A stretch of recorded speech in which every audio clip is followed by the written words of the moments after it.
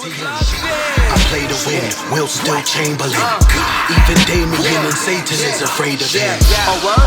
And they was talking all that hot ish. When the prophets ain't apostles here, the gospel is the gossip. I'm a science project, try and pocket this rhyming process. Watch us in formation, going through lines. Fiber optics, this is Miley Cyrus in her freak phase. The naked truth, don't be Ray Caruth in a trunk punk, just take the truth. Shit, Daisy Dukes at a night show. I raid your room, change the mood. That was like though, yeah.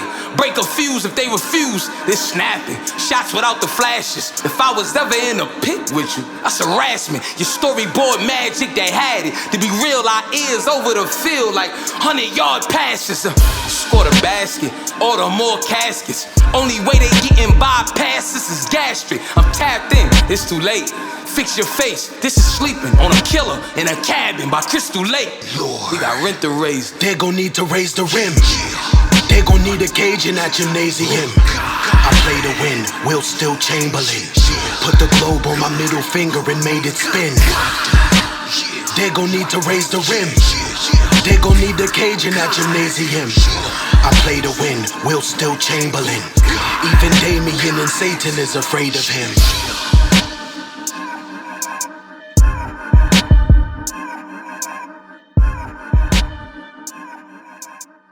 Somehow your name got brought up, and he said, when Professor Griff went nuts in Montreal, Switzerland, talking about Caucasoid mountains and monkeys, he said every Jewish executive told me to drop Public Enemy and not work with them.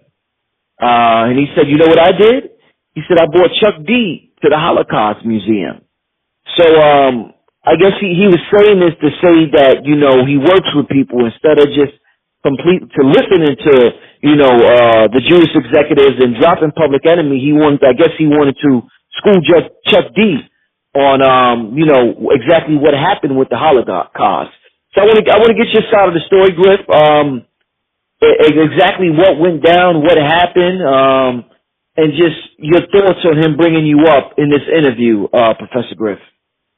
Well, Brother Rich, to make things very clear and very plain, I think people, if they watch the interview and they do just a little bit of research, you will see that Lyor Cohen is a very masterful liar.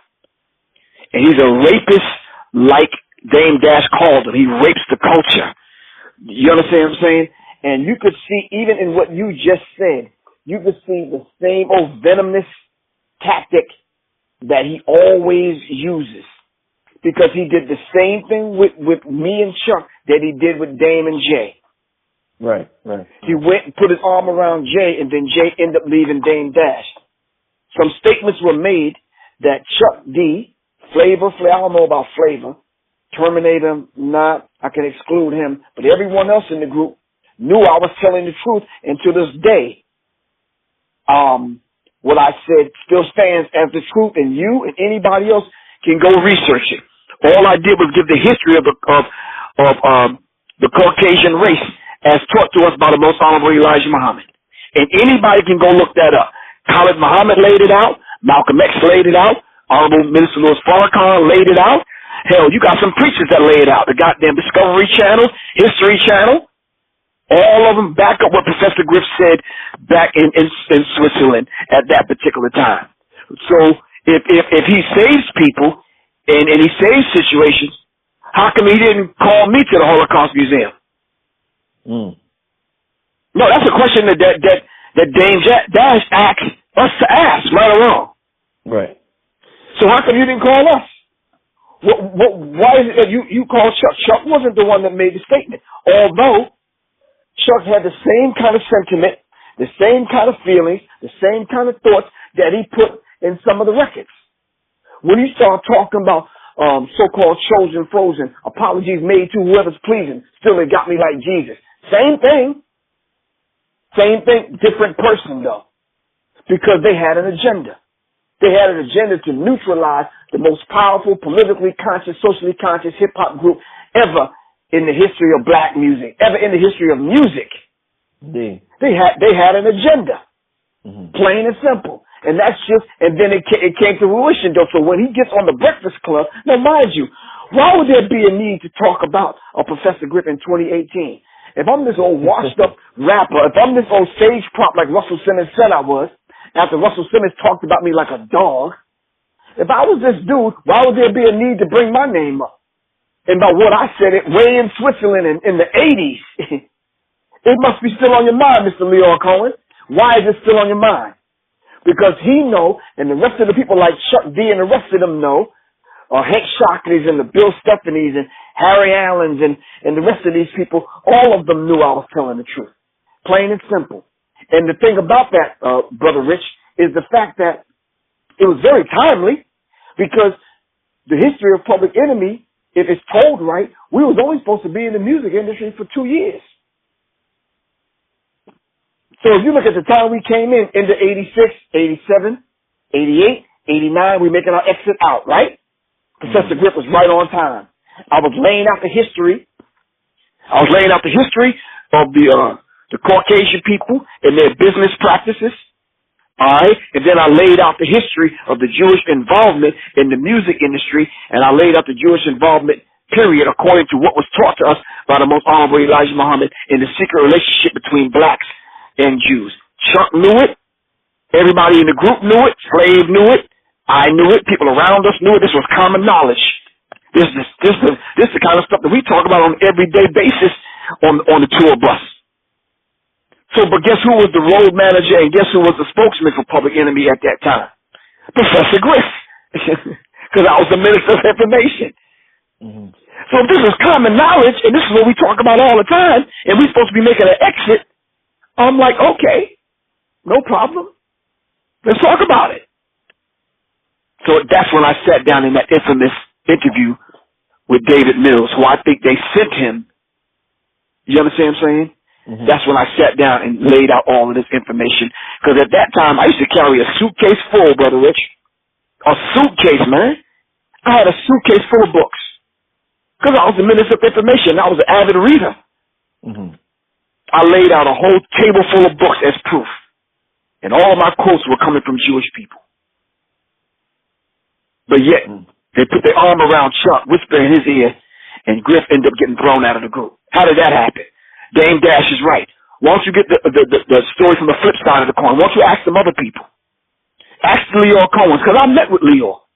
I used to battle Lyor on philosophy, on history. Me and Lyor used to go at it for hours. Yeah? Wow. For hours. You could ask him. You could ask Chuck or anybody. Me and Lyor used to go at it for hours. Not in an angry, hostile kind of way. We had respect for one another, but we used to debate about history. Mm-hmm. But I didn't know he was going to wield that kind of power after one of the conversations. After we had many conversations, but after that one, I guess he got his feelings hurt. And I guess shortly after that, I was out of the group. So he said, I was wilding. He said, I went crazy. You went nuts. He said, I went nuts. I went nuts because I told him history about him and his people. About the Oscar Nazis. And when I laid it on him, he couldn't handle it. And I'm like, all right, which is common knowledge today. Everybody talking about it. You understand what I'm saying? People making books about it. Read what's the name's book, Philip Muhammad's book that he put together. You see Philip Muhammad's book? Willie Lynch's Newest Slave, which is the Hip Hop Nation. Okay, I didn't see it yet. No. And did you read what's the name's book? Ashad Muhammad's book, The Synagogue of Satan. Right. Yeah. Yeah. Yeah. People writing about this stuff like it's common knowledge, man. I was seeing anybody getting thrown out of groups and house burnt down and shot at, and and all that other kind of stuff like I suffered. The things they put on me. You understand what I'm saying? But I told the truth back in the 80s. So it's free to talk about now in the 2000s. It's all right for anybody to talk about. You can talk about it, say what you want to say. Do you think it was a case of Chuck or anybody else around you felt as though what you did was a classic case of when keeping it real goes wrong, and it was just what you said might have been true, but the timing of it, the place wasn't the proper time or place or way to go about doing it. So when would be the proper time or place, Brother Rich? if I'm having conversations with the tall Israeli dude that's running this rap shit, as Mos Def said. Because it's a tall Israeli running this rap shit. That's what Mos Def said. I'm having conversations with this tall Israeli dude, right? About history. Mm-hmm.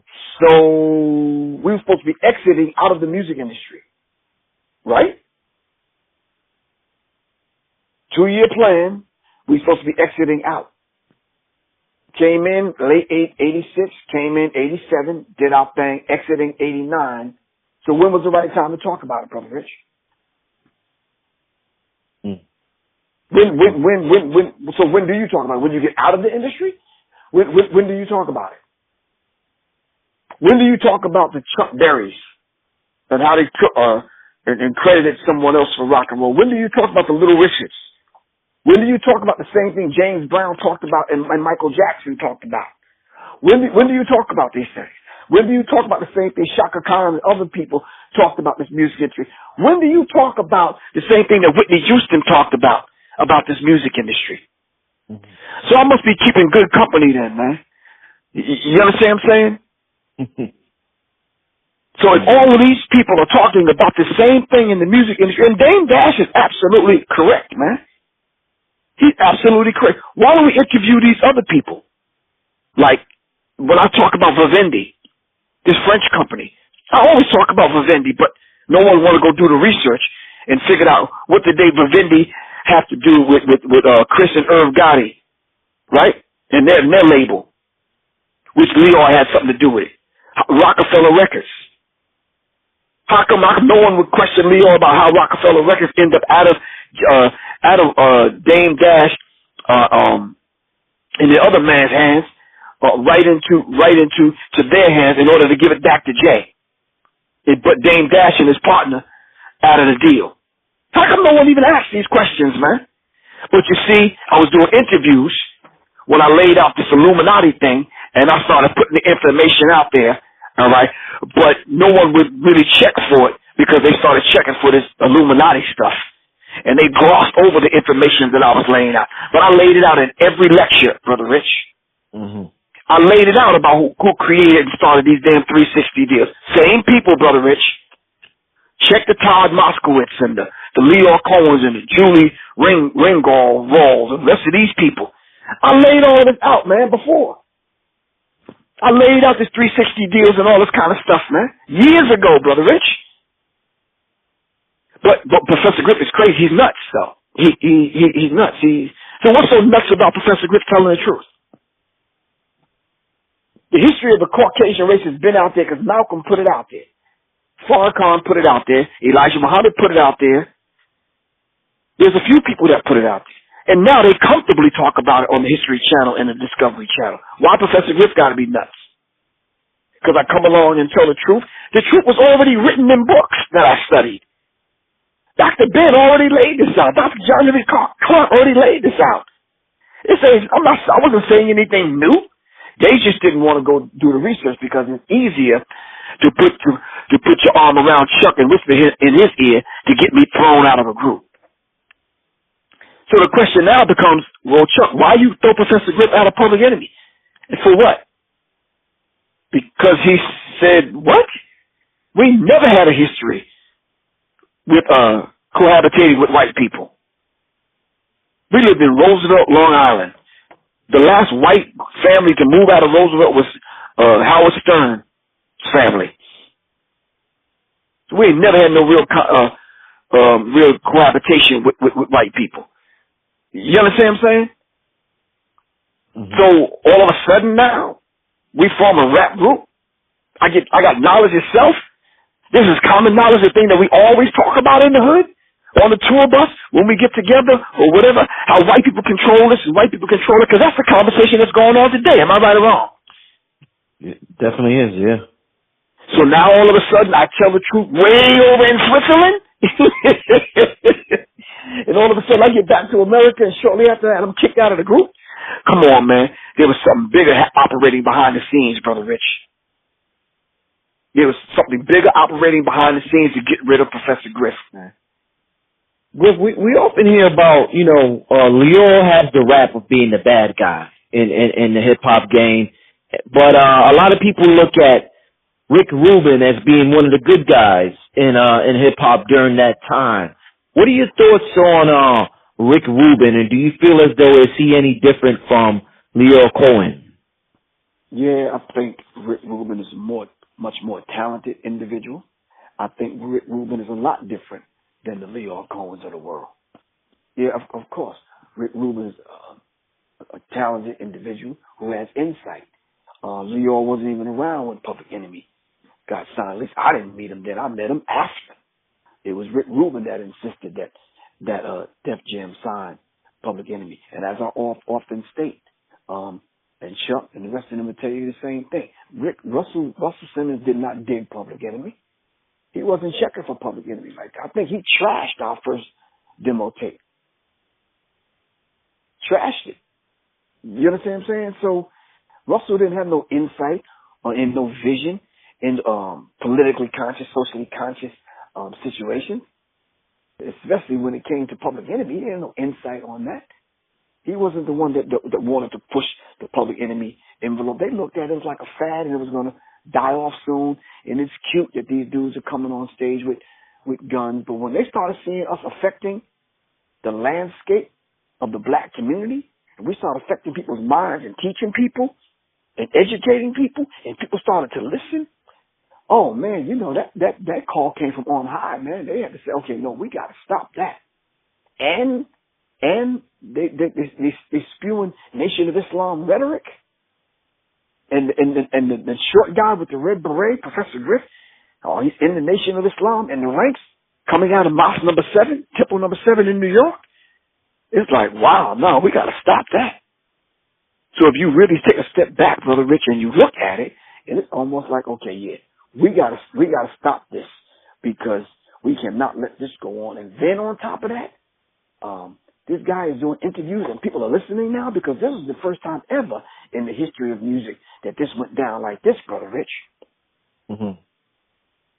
You mean to tell me me and Chuck was doing interviews, man, and we was running these people away from us, man, because we would challenge them in the interview. Because, you know, the average interview in as far as a musician is concerned or a rapper, first of all, it's not long. Second of all, you're talking about cute little stuff. What's your sign? How many do you meet chicks on the road and blah, blah, blah, blah, blah. Your record is selling and blah, blah. Then after that, they have nothing else to talk about. But at this particular time, when they interviewed Public Enemy, oh, it was on and popping, man. Because me and Chuck used to hold them hostage. You understand what I'm saying? It's for real, man. Right. I mean, we used to do interviews, Brother Rich. So much so, talking about thousands of interviews, man. Mm-hmm. You understand what I'm saying? And when you're coming from the basis of educating the interviewer about culture bandits, Del Jones, when you drop stuff about Dr. Francis Cress Welsing on them, and it's like we sent the interviewer study. They went back and studied. They had the damn study before they even finished writing the article, man. So in most cases, they didn't even know how to handle us, man. So the whole idea of me getting thrown out of the group, that shit took me for a loop because I'm like, I was baffled, man, because this is the same stuff that we always talked about. I think it was a day or so before I did the interview with David Mills. I just got the secret relationship between blacks and Jews. I got the manuscript. And it was Brother James in the group, one of the S1Ws that had a connection with the brothers in the mosque in Boston. And he gave me the manuscript. I asked him, can I get a copy? He was like, yeah. He said, I got something for you. He said, check this out. So when we was on tour, I went to a Kinko's just to get one copy made. The young man behind the counter, he said, aren't you Professor Griff, man? Y'all, Public Enemy, y'all in town, right? I'm like, yeah, man, whatever. He said, yo, give me how many you need? This dude printed up a box of them for me. I gave him a couple of tickets. He printed up a box of them. Wow. So I gave him to everybody on the bus. All of us read it. All of us used to have deep discussions on the bus about the music industry, who controls the music industry, and this kind of thing. Everyone from the People at the pressing plant, to the managers, to the promoters, and we was breaking it down, man. That was a normal conversation on the bus. Why is it that I go do the interview and all of a sudden I'm the demon? I'm the villain. I was shocked, Brother Rich. I really was, man. Mm. So, Good. No, go on. Oh no, I was just gonna ask one last question. Well, you can finish up that thought, and then I'll come with the question. I'm saying to you, the same tactic that they pulled to divide Dame Dash and Jay-Z is the same tactic that they use with me and Chuck. You understand what I'm saying? Well, let me ask this real quick, Griff, before, because I was going to ask another question, but since you said that, Charlemagne brought that up to Lyor Cohen, and he said, Dame Dash accused you of breaking up Rockefeller Records and ending him and Jay-Z's friendship. Lyor gave an example, and he said, he asked Charlemagne in the DJ Envy, he said, if, I forgot the exact example, but basically he was saying, if you let money come in between your friendship, then it wasn't a friendship to begin with. So if Lyor Cohen is that powerful to break up Dame Dash and Jay, then he's saying that wasn't that strong to begin with. And I guess we could apply that to Griff and Chuck. If Lyor is that powerful to break up Public Enemy, then Public Enemy wasn't, I guess, that strong to begin with. And it really wasn't Lyor Cohen fault after all that. I guess that's the philosophy that he's rolling with. So what would your response be to that type of philosophy? Well, you know something, at that time, and I do have to defend Chuck when it comes to that particular question, because at that time we was never even interested in making hundreds of millions of dollars. That wasn't on our mind. We was going after our people with the backing of the Nation of Islam, with the backing of all of those young whites that looked at and looked up to Public Enemy, with the backing of all of the black people that began to follow Public Enemy at that particular time. It was just that Chuck's inner circle that was the one that got to Chuck. You understand what I'm saying?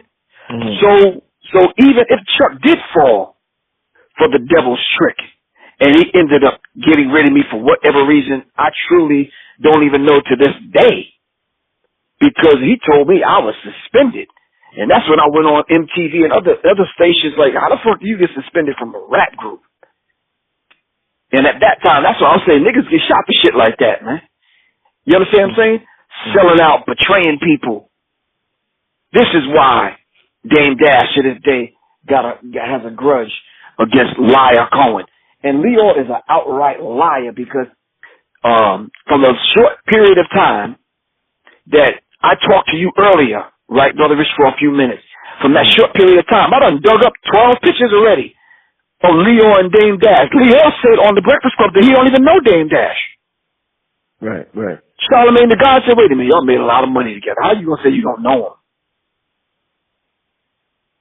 That's an outright lie. That's why they call him Lyor Cohen. He's an outright liar. Now listen, Brother Rich, let's do some basic mathematics, right? Mm-hmm. Charlemagne, if you really listen to him in the beginning of the interview, called him the global king of YouTube music. I'm going to say that again. Go back and listen. Go back and listen to the interview. Right when the interview comes on, he calls him the global king of YouTube. Why do you think all these YouTube cats, all these young cats pushing these opiates and pushing this drug culture, this traumatized drug culture music, why do you think all of them got put on? Because Lyor put them on. Because Lyor did the deal with Google, and Google owns YouTube. Mm-hmm. That's why they're able to neutralize a Professor Griff in 2018. That's how come they can neutralize a Brother Rich by shutting your channel down. That's how they can neutralize it. This is why we having so many issues with these young rappers today, because they're all up under the thumb of these cats, either at Atlantic Records, Def Jam Records, or one of these other records that he done put people at. He done put Todd Moskowitz there with 300 Entertainment. Kevin Liles, Julie Ringwald, and all these other people that he has influence over, that Barry Wise controlled. This is why these are the same people that sat down in the back smoke-filled back room and came up with this 360 deal that affect artists that I warned people about. Did I not, Brother Rich? Yes, you did, yes. This is why they don't want a Professor Griff on the scene. This is why they had to separate me from Public Enemy, because they knew they was taking out from under me my financial base and my support to isolate me and deal with me as an individual. So that when I turn around years later and try to warn artists about this 360 deal, no one would listen because they say he's nuts. I don't sound like I'm nuts. I'm clear, a conscious, clear individual. I warned people about the 360 deals. Now, I didn't go so far as to do the Steve Copley thing and name the names like Dame Dash did. But since the cat is out the bag and he went and did the interview and mentioned my name, I wasn't thinking about no Lyor Cohen. I truly wasn't, man. His name don't come up in my conversation. Why would I be on your brain for you to go up there at the Breakfast Club and mention my name? I must be still on your mind. For what? Because I told the truth about what goes down in the music industry. And that's what they didn't want to happen. This is why, Brother Rich, you and I have to be sensible enough to tie this back to that secret meeting that went down in L.A. that changed the history of the music industry. Am I wrong? Come on now. Indeed. Who was at that meeting? The Cohens, the Moskowitz, the Ringwalds, the Wise. They were the ones at the meeting. The ones that have artists today that they sign, knowing that they're pushing the drug culture on our people. Mm-hmm. Same ones, man. Same ones. One last question for you, Professor Griff. A short show tonight, but I definitely wanted to get your response based on your name being brought up on the Breakfast Club. Professor Griff, this happened in what, 1988? It was kind of 88, yes, 88, 89, yeah. Okay. 2018, what's that, 30 years later? Yeah, about 30 years later, yeah. Looking back at it, in the year 2018, would you have done it different or would you have done it the same exact way, Professor Griff? If the situation was the same? Yes. No, I would have done it the same way I did it. Because I spoke truth to power. I would have done it the same exact way. Even if you knew you would have been kicked out of the group. I would have done it the same way, yeah. Simply because who do I have allegiance to? The music industry or to my God? To Allah? Who do I have allegiance to? Do I have allegiance to those people that's raping black people and using and raping black culture? Or do I have allegiance to my people and my culture? Do I have allegiance to the bloodsuckers of the poor? Or do I have allegiance to the poor righteous teachers of the planet Earth who do not teach, who do not use and abuse and misuse the teachings or the people that suck the people dry, that teach the people lies to believe in a spook God? I don't do that, man. If I had a chance to do it all over again, I would do it the exact same way, simply because I was told by Chuck D that this thing is only going to last for 2 years, simply because he was the one that signed the deal with Def Jam, not me. Flavor Flav signed the deal with Def Jam, not me. Not me and Terminator. You understand what I'm saying? Our deal was with Public Enemy Live. I was a road manager, leader of the security of the First World of Security. I was the road manager, the choreographer, and I wrote some of the songs. And I fed Chuck some of the information. Those were my roles. And I was the best person at doing those 4 or 5 roles that I played in Public Enemy. And if Chuck told me this is only going to be 2 years, we in and we out, I got the game plan. Let's go. Let's make it happen.